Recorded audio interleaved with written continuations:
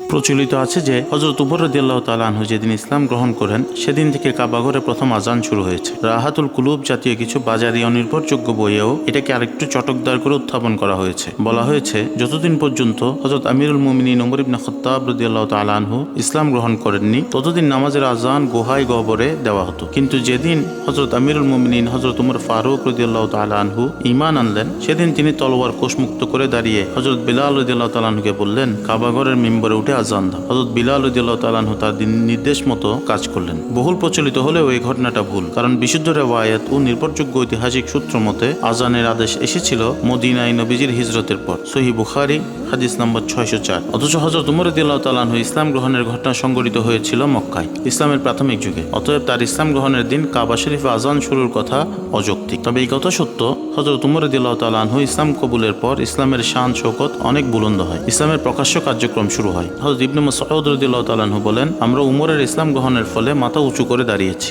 আমরা আগে কাবা শরীফে নামাজ আদায় করতে পারতাম না। যখন উমর ইসলাম কবুল করলেন তাদের সঙ্গে যুদ্ধ করলেন, ফলে তারা আমাদেরকে বাইতুল্লাহ নামাজ পড়তে দিতে বাধ্য হলো। সহিহ বুখারী হাদিস নম্বর 3684। হয়তো বাইতুল্লাহ প্রকাশ্য নামাজ আদায়ের রেওয়ায়েতটিকেও ভুলভাবে উপস্থাপন করে আজান দেওয়ার শব্দে বলা হয়েছে, অথচ সহিহ রেওয়ায়েতে আজানের কোনো উল্লেখই নেই।